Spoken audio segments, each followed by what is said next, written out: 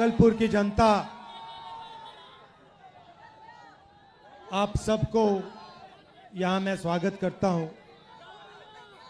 आपने एकलव्य की कहानी सुनी है? सुनी है? नहीं सुनी है? सुनी है। उसका अंगूठा काट दिया था, है ना?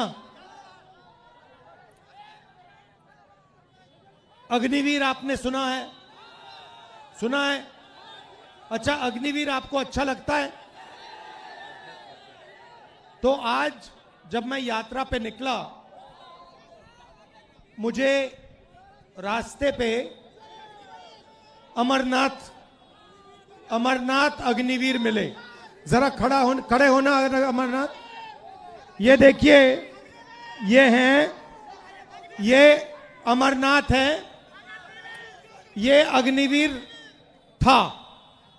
ठीक है, अब मैं, अच्छा ठहर जाओ, मगर ये मैं पहले इसकी बात बताता हूं, फिर आपके बताएंगे। तो ये अग्निवीर था। नहीं, खड़े रहो भैया। अब एक काम करो अमरनाथ, अपना हाथ दिखाओ, दूसरा वाला जहां कटा है, जहां चोट लगी है। हाँ, ये वाला दिखाओ, ये दिखाओ, ठीक से दिखाओ। ये है नरेंद्र मोदी का काम। अब आप पूछो क्या, ये आपको बताएंगे।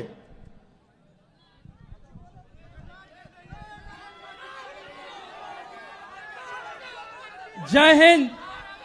मेरा नाम अग्निवीर अमरनाथ जायसवाल है। मेरी पोस्टिंग मीडियम रेजिमेंट में हुआ और पोखरण फील्ड फायरिंग रेंज में सेना का काम करते समय मेरा हाथ ब्लास्ट कर गया। अगर फोर्स मेरी तरफ होता तो शायद आज इस दुनिया में मैं नहीं रहता, लेकिन बारूद का प्रेशर मेरी तरफ ना हो के अपोजिट साइड था और मैं सुरक्षित बच गया। पर मेरे हाथ का एक उंगली काटना पड़ा और इस हाथ की सारे नसें कमजोर पड़ चुकी हैं। ये अग्निवीर में जाने के बाद 2 साल सर्विस करने के बाद मुझे वापस घर भेज दिया गया। मैं पूछूं मेरी गलती क्या थी? मेरे लिए भी वही पीतल की गोलियां होती हैं जो परमानेंट सिपाहियों के लिए। आप अपने देश के दुश्मनों से कहना कि वो हमारे लिए बारूद बदल दें, गोलियां बदल दें, क्योंकि आपने सेना बदल दी।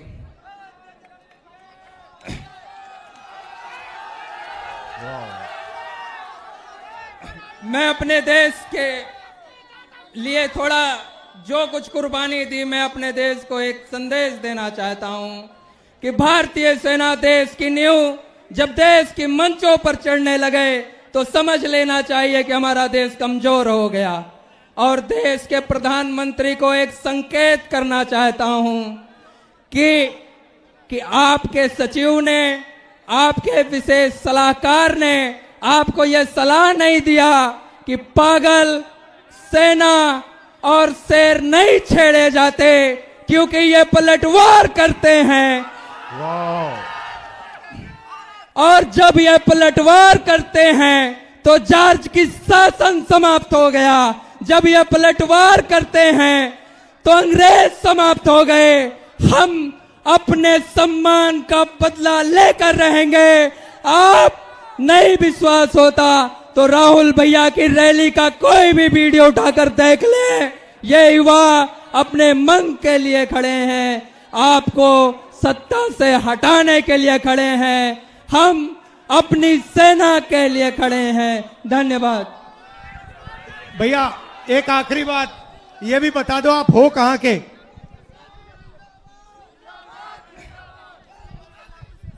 मैं अयोध्या निवासी हूं। हम अयोध्यावासी अपने मर्यादा पुरुषोत्तम भगवान श्री राम को भैया कहकर संबोधित करते हैं। मैं अयोध्यावासियों को एक संदेश देना चाहता हूं कि हमारे भैया भगवान श्री राम अयोध्या में हैं या नहीं, लेकिन वर्तमान समय में एक हमारा भाई, हमारा भैया दिल्ली में है जो हमारी बातों को सुनता है। साथियों, धन्यवाद।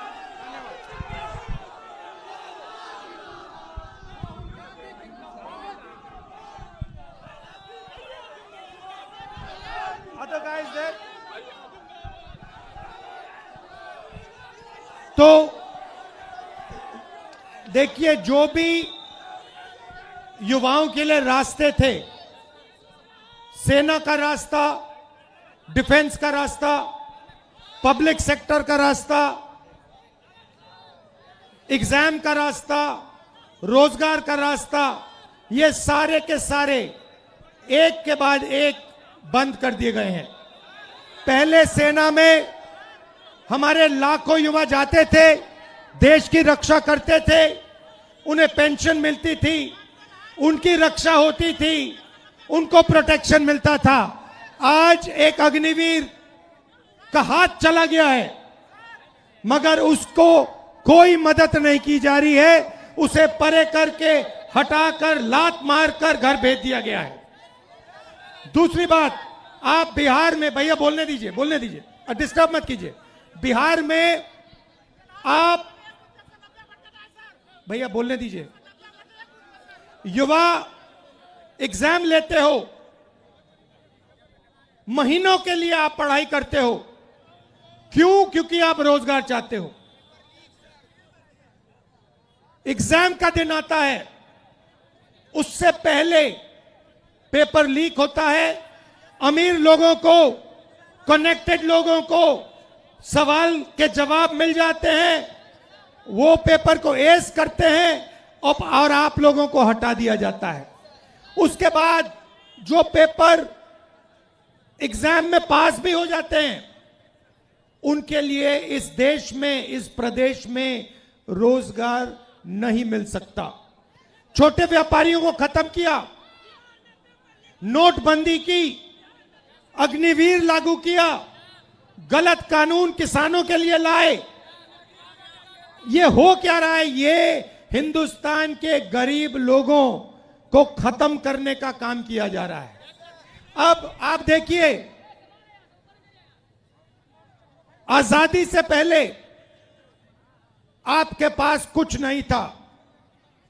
जो छोटे कमजोर लोग थे, किसान थे, मजदूर थे, दलित थे, जिनको आज हम ओबीसी कहते हैं, ये थे, आपके पास कुछ नहीं था। दलितों को कहा जाता था कि तुम्हें हम छुएंगे नहीं, अनटचेबिलिटी। करोड़ों लोगों को हर रोज हिंदुस्तान में कहा जाता था कि तुम्हें हम छुएंगे नहीं। परछाई पड़ती थी तो कहते थे नहीं, परछाई तक नहीं पड़ सकती थी। जो ओबीसी कहलाते हैं, आपको दबाया जाता था। आप भूल गए हो, शायद आप भूल गए हो, मगर आजादी से पहले आपको दबाया जाता था, आपको मौका नहीं दिया जाता था। आजादी के बाद, कॉन्स्टिट्यूशन दो मुझे भाई, अलंकार, संविधान दो।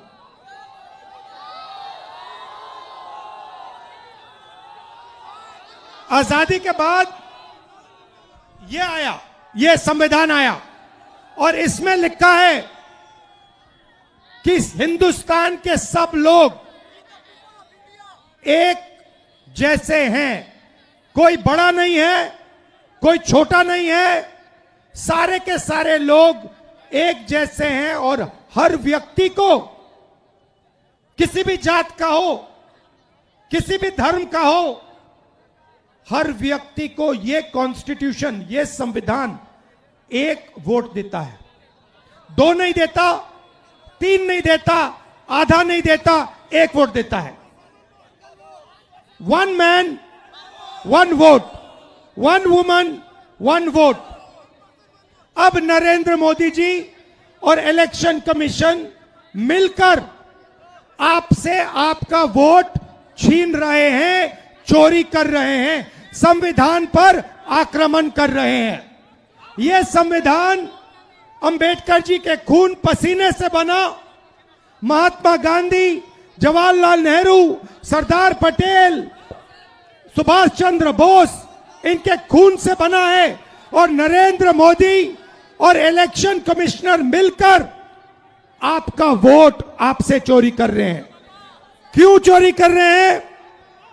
क्योंकि वो जानते हैं कि आपकी शक्ति, आपकी आवाज इस संविधान में है और आपकी आवाज, आपकी शक्ति वोट से सुनाई देती है। आप देखिए यहां पे इन्होंने लाइट ऑफ कर दी, लाइट काट दी, देखा आपने, लाइट काट दी। मगर ये सोचते हैं कि लाइट काटने से आवाज बंद हो जाती है। आवाज नहीं बंद होती, आवाज अंधेरे में सुनाई देती है। और इसीलिए ये आपकी आवाज को बंद करने की कोशिश कर रहे हैं, कह रहे हैं कि भैया आपका जो हक है, जो वोट है, वो आपसे ले लेंगे। महाराष्ट्र में चोरी किया, हरियाणा में चोरी किया, कर्नाटक में चोरी किया, अब बिहार आए हैं और बिहार में इस यात्रा ने इनको मैसेज दिया है, भागलपुर ने, गया ने, पटना देगा कि बिहार में एक वोट चोरी नहीं होने देंगे,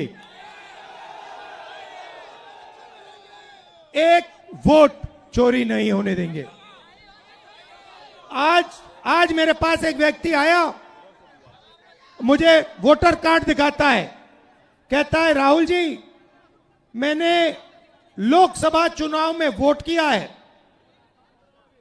मैंने लोकसभा चुनाव में वोट किया है और अब इलेक्शन कमीशन मुझे कह रहा है कि मेरा वोट काटा जा रहा है।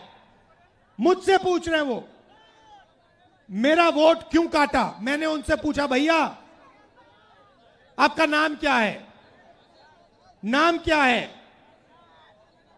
नाम बताया।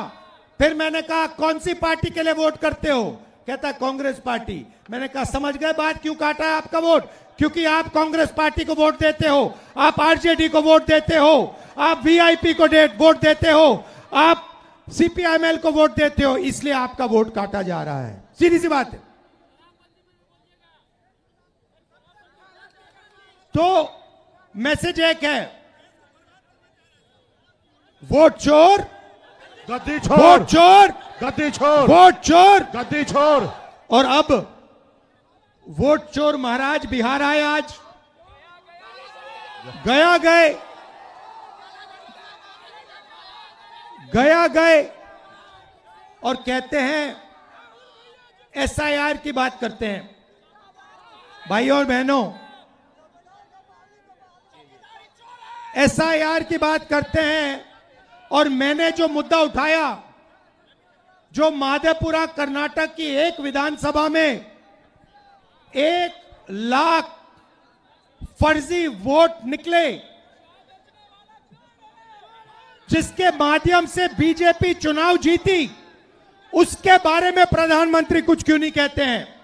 हरियाणा के चुनाव के बारे में कुछ क्यों नहीं कहते, महाराष्ट्र के चुनाव के बारे में कुछ क्यों नहीं कहते, मणिपुर में जो हो रहा है उसके बारे में कुछ क्यों नहीं कहते। सच्चाई यह है भाइयों और बहनों कि इलेक्शन कमीशन और प्रधानमंत्री बीजेपी मिलकर लोकतंत्र को खत्म करने में लगे हैं, संविधान को मिटाने में लगे हैं और आपका वोट चोरी करते हैं।